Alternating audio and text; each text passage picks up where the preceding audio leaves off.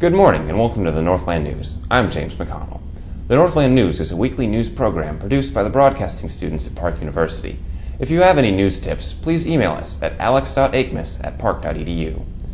With the recent H1N1 contamination on campus, how is campus housing dealing with the issue? I had the story. The H1N1 virus has reached Park University. I sat down with J.C. Stoner to see what Residence Life was planning on doing. Residence Life has put into action a plan that if there was to be an outbreak, we'll move them into former residential rooms, have meals delivered to them there, and have a staff member there present too, and just monitor them through the duration of their symptoms. Once their temperature is returned to normal for 24 hours, they will then be allowed to return back to their room. The location that students will be moved is Hare House, which is a former residence hall and is currently being converted into offices. So it's not really in use.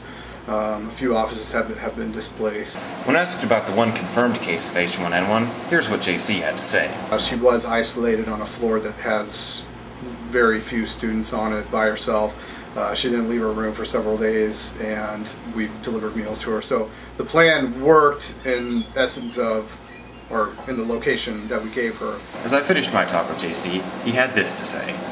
Actually, today is the day that if no other students are confirmed with H1N1 today, then she did not spread it to anyone just based on incubation period. For Northland News, this is James McConnell.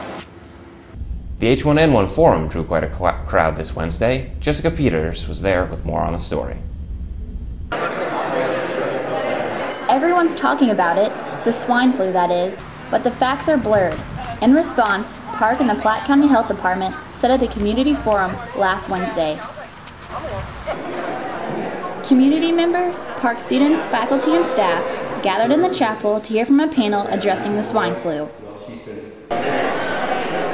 Rumors were laid to rest. Actually, it's a suspected case. We're assuming it's swine flu and responding accordingly, but just so you know, it's a suspected swine flu case. And individual questions were answered at the end.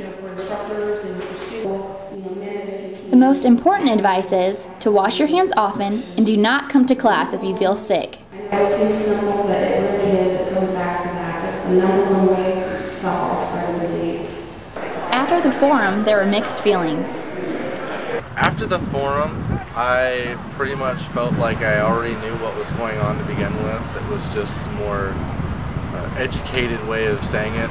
I'm anxious. Well, I'm excited about what the efforts that we're working with the Platte County Health Center and all the efforts of the different entities here at Park and how they're working together. So that made me feel much better. But most can agree, Park is doing their part to inform and protect everyone. As far as Park, I think they've implemented a good plan, and they have real good plans in place for faculty and students. We've got flyers and emails and forums. I mean, there's not much more you can do besides like throwing people into seminars. Reporting for the Northland News, I'm Jessica Peters. In more H1N1 news, the flu virus has struck once again, this time in Independence. A 24-year-old woman died Wednesday night after suffering from several days from what turned out to be H1N1. This is the second H1N1 death in Missouri. In lighter news, are you curious about what the Campus Activities Board is up to these days? Well, Beth Guy has the details. Sorry you can't stay. It was a late night for CAB members at their annual mini-retreat last Friday. And one thing in particular seemed to be on their mind. Our function. Probably, right now at least, Harvest Fest. I am most excited for Harvest Fest. I'm super excited for Harvest Fest. Are ice sculptures expensive? Harvest Fest is always one of our biggest events. It's always been, like, as long as I've known about it, it's been just a really long-standing tradition at Park. So that's one of the things that when people come back to school, it's one thing that they always look forward to. Air 5! And with Arabian Nights as their theme, decorations was a big part of the night's discussion. Do like really rich colors, like a nice dark purple and rich dark colors. Yeah. If you do a couple layers of it, it would look just like an opening of a tent if you draped it over whatever. Also on the agenda for the night was a new event called Justice Jam. It's something that we were planning for this coming January. It's between us and Rockhurst and Avila, and it's an event to bring awareness to human trafficking and try to put an end to that. And we're planning on bringing in this band called Black Violin. Dixon notes that business wasn't the only purpose of Friday's mini retreat, though. Tonight is the chance for all the new caddies to really get to know each other and voice their opinions and stuff like that.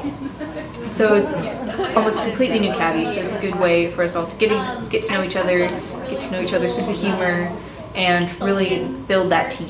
To find out more info on upcoming CAB events, please go to park.edu/studentlife/CAB. This has been Beth Guy reporting for the Northland News. Park University is saying thank you to Marcia Morgan tomorrow. This fall, Professor Morgan stepped down after leading the theater department for the last 25 years. Faculty, colleagues, friends, and former students are gathering tomorrow at 5 in the theater to honor Professor Morgan's many contributions to the university. The public is invited to the celebration, which includes a video tribute. Refreshments will be served at 5, and the program begins at 5:30 on Saturday at the Jenkin and Barbara David Theater on the Park campus. The Communication Connection welcome meeting was held on Wednesday afternoon. Many communication students participated. At their first meeting, they made plans for a number of activities for the semester. Communications Club representative Jennifer Kurzava says anyone can join, whether you're a communications major or not. Dues are $10. We'll meet 3:30 on Wednesdays. Want to stay tuned on what's going on at Park University? Keith Taylor is going to tell you how.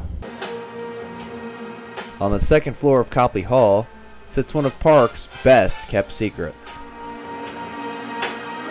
90.3 Pirate Radio, DJ Peeps on the microphone. I think we all needed a moment of Hakuna Matata, because I know I did. That's how I live. Hakuna Matata. Next up. 90.3 Pirate Radio is a student-run station, broadcasting from 7 a.m. to 11 p.m. Monday through Friday, and 9 to 5 on Saturday. Log on to kgsp.park.edu to watch and listen live. Right here on 90.3 Pirate Radio. Park Radio is open to all students. If you're interested in getting involved, contact Steve Youngblood at steve.youngblood@park.edu.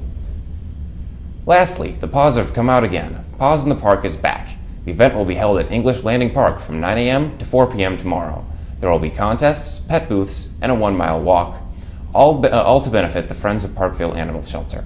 We'll have more on the story next week. Well, that concludes this edition of the Northland News. Tune in next week for all the latest in Park University news.